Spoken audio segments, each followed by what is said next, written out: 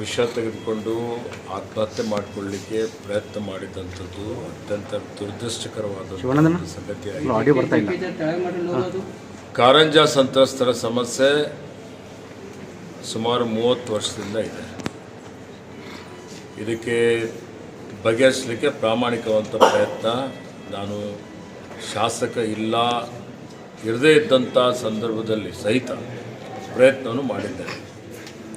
2004ರಲ್ಲಿ ಸನ್ಮಾನ್ಯ ಧರ್ಮಸಿಂಗ್ ಜಿಯವರು ಮುಖ್ಯಮಂತ್ರಿ ಆಗಿದ್ದಾಗ ಒಂದು ಉನ್ನತ ಮಟ್ಟದ ಸಮಿತಿಯನ್ನು ಡೆವಲಪ್ಮೆಂಟ್ ಕಮಿಷನ್ ಅಧ್ಯಕ್ಷತೆಯಲ್ಲಿ ನಾವು ಮಾಡಿಸಿದ್ದೇವೆ. ಆ ಸಮಿತಿ ವರದಿನೂ ಬಂತು. ವಿಶೇಷ ಪ್ಯಾಕೇಜ್ ಕೊಡಬಹುದು ಅನ್ನುವಂಥದ್ದು ವರದಿಯಲ್ಲಿ ಇದೆ.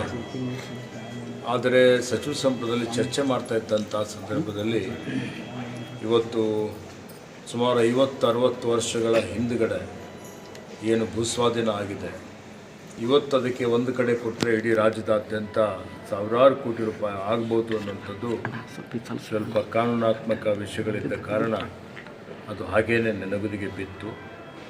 ಈಗ ರೈತರು ನಿರಂತರವಾಗಿ ಹೋರಾಟ ನಡೆಸ್ತಾ ಇದ್ದಾರೆ. ಅವರ ಹೋರಾಟಕ್ಕೆ ಹಿಂದೆನೂ ನಾವೆಲ್ಲ ಕೂಡಿ ಜನಪ್ರತಿನಿಧಿಗಳೆಲ್ಲರೂ ಬೆಂಬಲವನ್ನು ಕೊಟ್ಟಿದ್ದೇವೆ. ವಿಧಾನ ಪರಿಷತ್ತಲ್ಲಿ ಚರ್ಚೆನೂ ಆಗಿದೆ. ಸನ್ಮಾನ್ಯ ಮುಖ್ಯಮಂತ್ರಿಯವರ ಮತ್ತು ಉಪಮುಖ್ಯಮಂತ್ರಿಯವರ ಗಮನದಲ್ಲೂ ಇದೆ. ಹಿಂದಿನಿಂದಲೂ ಬಂದಂಥದ್ದು ಈ ಒಂದು ವಿಷಯ ಆಗಿದೆ. ಹೀಗಾಗಿ ನಾನು ರೈತರಿಗೆ ಭರವಸೆ ಕೊಟ್ಟಿದ್ದೇನೆ. ಮೊನ್ನೆನೂ ನನಗೆ ಪೊಲೀಸ್ ವರಿಷ್ಠಾಧಿಕಾರಿಗಳು, ಜಿಲ್ಲಾಧಿಕಾರಿಗಳು ಫೋನ್ ಮುಖಾಂತರ ಮಾತನಾಡಿ ಈ ರೀತಿ ರೈತರು ಇವತ್ತು ಅವರು ಚೇತಾವಣೆ ಕೊಟ್ಟಿದ್ದಾರೆ ಅನ್ನುವಂಥ ಮಾತನ್ನು ನನ್ನ ಗಮನಕ್ಕೆ ತಂದಾಗ ನಾನು ರೈತ ಮುಖಂಡರ ಜೊತೆ ಫೋನ್ ಮುಖಾಂತರ ಸಂಪರ್ಕ ಮಾಡಿ ಮುಖ್ಯಮಂತ್ರಿಗಳ ಸಮಯ ಕೇಳಿದ್ದೇನೆ. ಮುಂದಿನ ವಾರ ಬೆಳಗಾವಿಯಲ್ಲಿ ಒಂದು ಸಭೆಯನ್ನು ಏರ್ಪಾಡು ಮಾಡಲಿಕ್ಕೆ ಆಯೋಜಿಸಲಿಕ್ಕೆ ಹೇಳ್ತೀನಿ ಅನ್ನೋಂಥ ಮಾತನ್ನು ಹೇಳಿದ್ದೆ. ಸನ್ಮಾನ್ಯ ಮುಖ್ಯಮಂತ್ರಿ ಅವರಿಗೆ ಗಮನಕ್ಕೂ ತಂದಿದ್ದೇನೆ. ಇವತ್ತು ಮಾತನಾಡಿದ್ದೇನೆ. ಸೋಮವಾರ ಮಧ್ಯಾಹ್ನ 3 ಗಂಟೆಗೆ ಸುವರ್ಣಸೌಧದಲ್ಲಿ ಈ ಒಂದು ಕಾರಂಜ ಸಂತ್ರಸ್ತರ ಸಮಸ್ಯೆ ಬಗ್ಗೆ ಒಂದು ಸಭೆಯನ್ನು ಕರೆಯಲಾಗಿದೆ. ಈ ಸಭೆಯಲ್ಲಿ ಇದರ ಬಗ್ಗೆ ಕೂಲಂಕುಷವಾಗಿ ಚರ್ಚೆ ಮಾಡಿ ಈ ಒಂದು ಸಮಸ್ಯೆಗೆ ಶಾಶ್ವತವಾದಂಥ ಪರಿಹಾರ ಕಂಡುಕೊಳ್ಳಲಿಕ್ಕೆ ಇವತ್ತು ಶಕ್ತಿ ಮೀರಿ ಪ್ರಯತ್ನ ಮಾಡ್ತಾ ಇದ್ದೀನಿ ಅನ್ನುವಂಥ ಮಾತನ್ನು ಹೇಳಲಿಕ್ಕೆ ಬಯಸ್ತಾ ಇದ್ದೇನೆ. ರೈತರಿಗೆ ನಾನು ಹೇಳುವಂಥದ್ದು ಏನಿದೆ ಅಂದರೆ, ಇವತ್ತು ಆತ್ಮಹತ್ಯೆ ಯಾವುದೇ ಸಮಸ್ಯೆಗೆ ಪರಿಹಾರ ಇಲ್ಲ.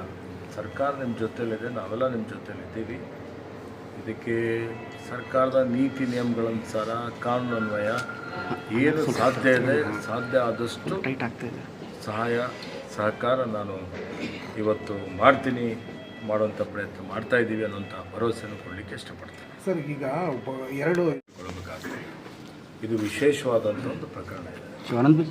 ಈಗಾಗಲೇ ಈ ಭೂಸ್ವಾಧೀನ ಮಾಡಿಕೊಳ್ಳುವುದಕ್ಕೆ ಪರಿಹಾರ ಕೊಡಲಾಗಿದೆ. ಕೆಲವೊಂದು ರೈತರು ಕೋರ್ಟ್ಗೆ ಹೋಗಿ ಹೆಚ್ಚುವರಿ ಪರಿಹಾರವನ್ನು ತೆಗೆದುಕೊಂಡಿದ್ದಾರೆ. ಈ ರೀತಿ ಕರ್ನಾಟಕ ರಾಜ್ಯದಾದ್ಯಂತ ಲಕ್ಷಾಂತರ ಎಕರೆ ಜಮೀನು ರೈತರು ಭೂಸ್ವಾಧೀನ ಮಾಡಿಕೊಂಡಿದ್ದಾರೆ. ಇದು ಒಂದು ಕಡೆ ಅಷ್ಟು ಕೊಟ್ಟಂಗಲ್ಲ. ಇದಕ್ಕೆ ಭಾಳಷ್ಟು ಅಧ್ಯಯನ ಮಾಡಿ ಒಂದು ಪರಿಹಾರ ಕಂಡುಕೊಳ್ಬೇಕಾಗ್ತದೆ. ಹೀಗಾಗಿ ನಮ್ಮ ಸರ್ಕಾರ ಪ್ರಯತ್ನ ಮಾಡ್ತಾ ಇದೆ. ಇದನ್ನು ಆದಷ್ಟು ಶೀಘ್ರದಲ್ಲೇ ಸಮಸ್ಯೆ ಬಗೆಹರಿಸಲಿಕ್ಕೆ ಪ್ರಯತ್ನ ಮಾಡ್ತೀವಿ. ಸರ್, ಅವ್ರ ಹೆಲ್ತ್ ಹೇಗಿದೆ ಸರ್? ಈಗ ಆರೋಗ್ಯ ಚೆನ್ನಾಗಿದೆ. ಇವತ್ತು ಪೊಲೀಸರು, ಜಿಲ್ಲಾಡಳಿತ ಸಕಾಲದಲ್ಲಿ ಪೊಲೀಸ್ ವರಿಷ್ಠಾಧಿಕಾರಿಗಳೆಲ್ಲ ಬಂದು ಸೂಕ್ತವಾದಂಥ ಕ್ರಮವನ್ನು ತೆಗೆದುಕೊಂಡಿದ್ದಾರೆ. ಅವರಿಗೆ ಆಸ್ಪತ್ರೆಗೆ ದಾಖಲು ಮಾಡಿದ್ದಾರೆ.